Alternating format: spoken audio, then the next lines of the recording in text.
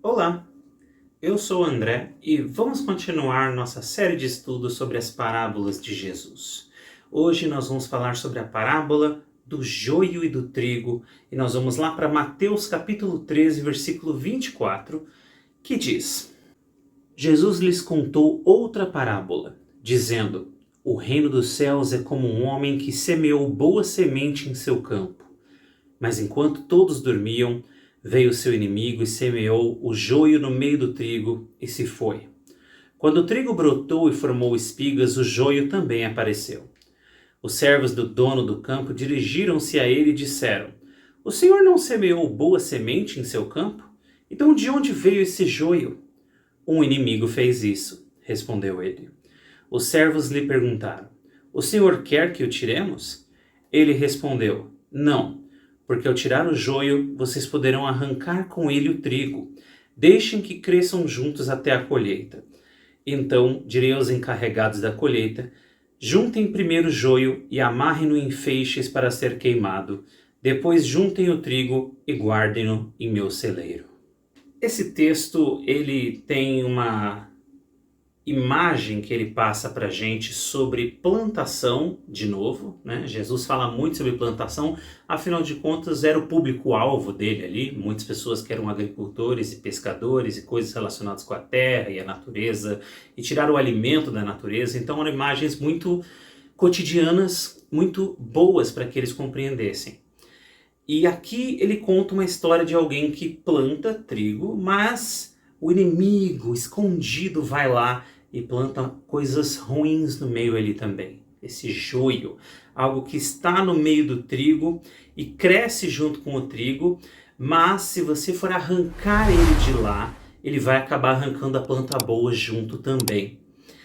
E, em primeiro lugar, uma coisa que chamou minha atenção lendo esse texto é um questionamento que muitas vezes a gente tem quando a gente começa a olhar muito para as coisas ruins do mundo, principalmente entre pessoas que não gostam muito das coisas de Deus, eles vivem questionando isso. Se Deus existe, então por que tal coisa acontece? Se Deus existe, então por que isso acontece, né?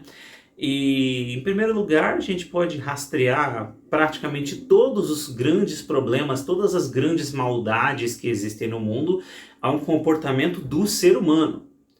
Até a fome, que parece que é algo que não tem nada a ver com o ser humano, muitas vezes é causada pela ganância do ser humano em maltratar outros povos e maltratar as pessoas, tudo na busca de um lucro sempre crescente. Até mesmo coisas naturais que às vezes a gente acha que não tem nada a ver com a gente, são causados por causa do maltrato do ser humano com a natureza, que acaba causando problemas climáticos. Então sim, o ser humano tem que aprender a não tirar o corpo fora, porque praticamente tudo de errado que existe no mundo tem dedo nosso no meio. E não só tem dedo nosso, tem nossa assinatura ali embaixo, né? E talvez porque muita gente simplesmente deixa o diabo trabalhar na vida deles, deixa o diabo semear na vida deles, né? Mas aqui, e a gente vai ver várias parábolas que falam sobre isso, que Jesus vai mencionar, essa é só uma, mas Jesus também está se referindo ao fim dos tempos, ao momento em que um dia vai ter que haver uma separação, um dia vai ter que haver uma separação onde vai ter que haver justiça. Vai ter que ter um dia em que vai chegar e falar, olha, chega, tem que fechar a conta, tá na hora de encerrar, Deus tem algo melhor para nós, então todos vocês que amam o Senhor, todos vocês que são plantação dele, que Deus plantou, pessoas que cresceram e que floresceram, a gente viu outro dia na outra mensagem, né? Que Jesus usa essa imagem para se referir às pessoas que andam com Deus, pessoas que crescem e florescem e multiplicam e dão fruto. Vocês que cresceram e multiplicaram e cresceram e andaram com Deus, vocês amam o Senhor. Tudo que vocês mais querem é continuar com o Senhor. E Deus também ama todos nós. Então Ele quer estar conosco. O que é o paraíso? Senão isso. Essa eternidade, essa bênção de poder estar com Deus, de não ter que se preocupar mais com o boleto que vence na sexta, com a doença que me atormenta. é não ter que se preocupar com mais nada disso e poder finalmente começar uma nova vida, uma vida melhor, uma vida maravilhosa com Deus. Isso é o paraíso. Isso é o que Deus tem para nós. Porém, nem todas essas pessoas que falecem, nem todas as pessoas que existem nesse mundo e um dia morrerão e se encontrarão com Deus, nem todas as pessoas vão estar nesse lugar. Por quê? Primeiro, porque não seria justo, não seria correto uma pessoa ser uma pessoa desprezível, uma pessoa que só causa caos, maldade, que mata, que destrói, que corrompe tudo. Não seria justo essa pessoa ser recompensada por ter sido um instrumento do diabo no planeta Terra. Não seria correto. E uma pessoa dessa, ela nem quer estar com Deus. O que é triste. É triste parar para refletir isso, que tem pessoas que talvez olhem para o céu. Eu não estou falando dessa imagem de céu, que as pessoas ficam, ai, é céu, saltitando, anjinhos para lá e para cá, tal. Não, o céu não é isso. A Bíblia nunca menciona que o céu é essa coisinha de contos de fada, coloridinha, que pessoas desenham nuvenzinhas com pessoas pulando. O céu não é isso. O que Deus tem para nós é uma nova vida, é uma outra coisa. É uma coisa melhor. É uma eternidade de paz e alegria com Ele. Mas é triste pensar também que tem gente que não quer isso. Tem gente que não quer entrar nesse paraíso de Deus, nem amarrado.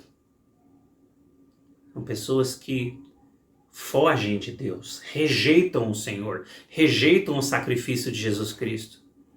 E acredite, pessoas que lutam tanto para rejeitar o Senhor, Deus não vai arrastar essas pessoas para o céu.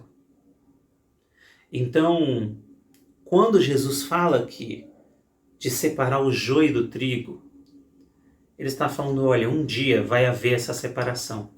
E existem aqueles que andam com Deus, independente da sua bandeira, independente do nome da sua igreja, independente de que país você nasceu ou de que cultura. Eu realmente acredito nisso, que não importa a cultura em que você nasceu, você tem como conhecer a Deus e você tem como andar com Ele.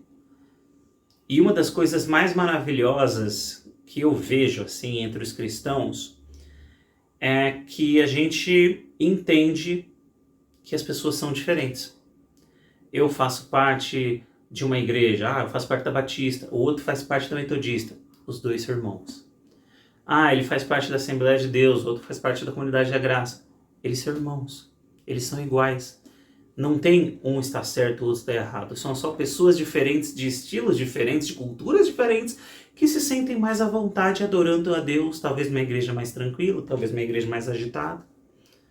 Mas em todo lugar pode haver um servo de Deus, alguém que caminha com o Senhor, o trigo que cresce. E uma coisa interessante dessa história também é que diz que os assistentes ali, né, desse homem que era o dono de tudo ali, os auxiliares ali chegaram e falaram, você quer que a gente arranque fora esse joio que o inimigo plantou? E essa pessoa fala, não, deixa crescer junto, deixa tudo junto. Eu sei que parece, né, que tem o mal ali misturado junto com o bem.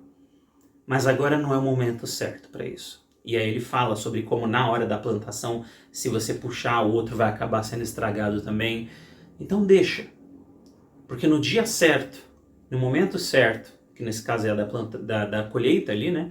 No momento certo, a gente vai separar o joio do trigo. Nessa história, em nenhum momento, Jesus fala com todas as palavras, né? Quem é o trigo?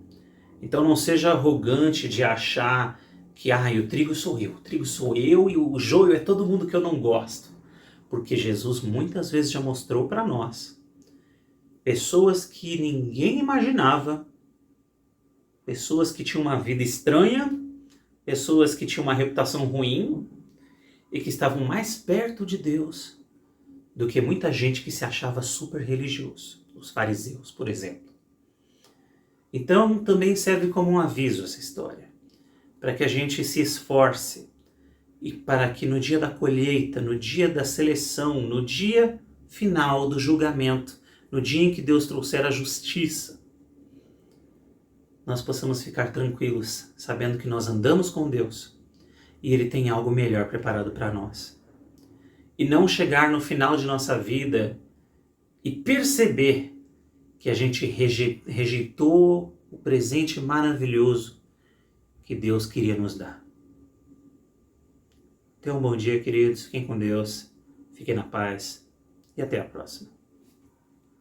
Bye, bye.